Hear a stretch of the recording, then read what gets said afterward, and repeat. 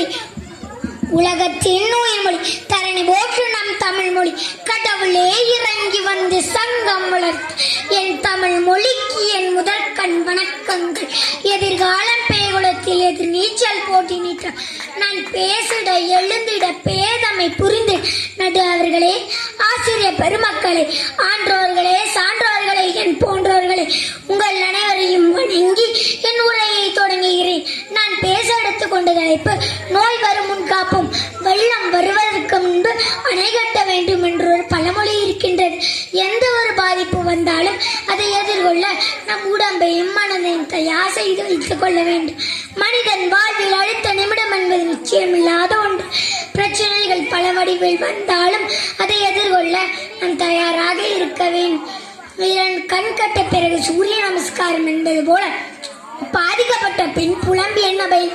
2020ஆம் ஆண்டை யாரும் அவ்வளவு சீக்கிரத்தில் மறந்திருக்க மாட்டீர்கள் என்று நினைக்கிறேன். ஆம், நானும் அப்படிதான். கொரோனா என்ற கொடிய தொற்றால் அகப்பட்டோம். ஊரடங்கு என்ற ஒன்றை கடைபிடித்தோம். ஊரடங்கு என்பது எதற்காக? நோய் வருமுன் காப்பதற்காக. அறுசுவைகள் யார் என அனைவரும் அறிந்தது.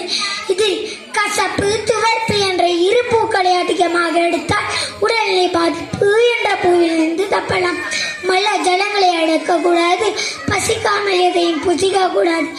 புசித்தவுடன் தூங்கக்கூடாது. காலையும் மாலையும் நடைபயிற்சி மேற்கொள்ள வேண்டும்.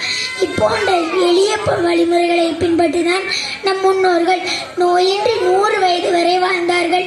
நாமும் பண்பற்றி நாமும் 100 வயது வரை நோயின்றி வாழலாம். அரிது அரிது மானுடராய் பிறத்தலை என்ற ஔவையின் வாக்குப்படி இந்த கடவுள் கொடுத்த இந்த ஆன்மீக உருவத்தை காப்பாற்றுவது நம் கடமையாகும். பொன்பொருள் மட்டும் ஒருவருக்கு ஆரோக்கியத்தை தந்துவிடாது.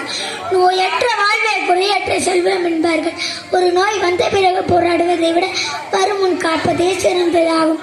பேச பழகிய மாதாவுக்கும் பேச்சு பிழைக்கிய பிதாவுக்கும் பேச்சு நாகரீகம் கற்றுக் கொடுத்த குருவிற்கும் இந்த பேச்சு போட்டி எனக்கு வாய்ப்பு கொடுத்த தேவத்திற்பின் முதற்கு நன்றிகள்.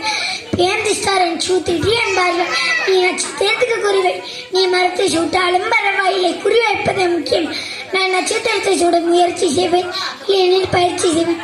காலமோ சுருக்கம், கருத்தோ பெருக்கம், இனியும் நான் பேசினால் ஏற்படும் சுருக்கம். பேசி முடிக்கிறேன். வணக்கம்.